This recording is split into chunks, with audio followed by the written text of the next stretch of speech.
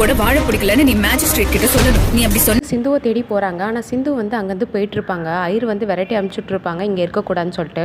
So Siva வந்து பார்த்திங்கன்னா சிந்துவை ரொம்ப மிஸ் பண்ணுறாங்க. எங்கே போயிருப்ப சிந்து, ஏன் உனக்கு இப்படிலாம் அப்படின்னு வந்து சொல்லிட்டு ரொம்ப ஃபீல் பண்ணிகிட்ருப்பாங்க. இன்னொரு பக்கம் சிந்து வந்து பார்த்திங்கன்னா ஏன் சார் வந்து ஃபஸ்ட்டு எனக்கு வந்து விருப்பம்னு சொல்லிட்டு இப்போ வந்து கையெழுத்து போட்டு கொடுத்துருக்கீங்க டைவர்ஸ் பேப்பரில், எது நான் ஏற்றுக்கிறது, எனக்கு இது ரொம்ப சித்திரவேதனையாக இருக்குது அப்படின்னு வந்து சொல்லிட்டு அவங்க ஒரு பக்கம் புலம்பிகிட்ருக்காங்க. இன்னொரு பக்கம் வந்து பார்த்திங்கன்னா நம்ம மகாவும் அதுக்கப்புறம் வந்து ஸ்னேகாவும் பேசிக்கிறாங்க. இப்போ அன்னபூர்ணி வாயிலேருந்தே வந்துருச்சு நம்ம சிவாக்கு வந்து வேறு கல்யாணம் பண்ணி வைக்கணும்னு சொல்லிட்டு. கூடிய சீக்கிரத்தில் உனக்கும் சிவாக்கும் வந்து சீக்கிரம் கல்யாணம் நடக்கும், நீ நினச்சப்பட்ட வாழ்க்கையும் வாழலாம் அப்படின்னு சொல்லிட்டு ரெண்டு பேருமே வந்து சந்தோஷப்பட்டு இருக்கிறாங்க. இப்போ வந்து பார்த்திங்கன்னா டைவர்ஸ் கேஸ் வந்து இயரிங் ஆகிடுது.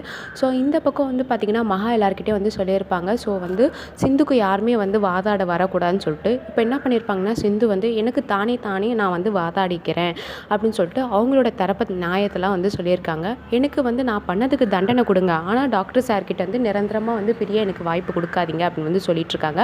அன்னபூர்ணியும் வந்து பார்த்திங்கன்னா முடியவே முடியாது, இவள் வந்து போய் சொல்லி என் மகனை வந்து கல்யாணம் பண்ணியிருக்கா, அவளுக்கு இதுதான் தண்டனை அப்படின்னு வந்து சொல்லிட்டு இருக்காங்க.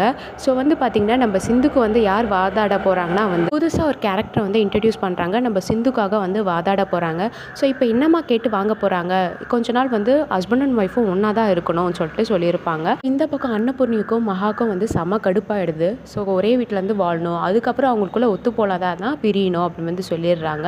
ஸோ வெயிட் பண்ணியிருந்து பார்க்கலாம் என்ன ஆகுதுன்னு. சிந்து பாவம் நினச்சா நீங்கள் வந்து கமெண்ட் பாக்ஸில் கமெண்ட் பண்ணுங்கள். தேங்க்யூ ஃபார் வாட்சிங். மறக்காமல் நம்ம சேனலை சப்ஸ்கிரைப் பண்ணிக்கோங்க.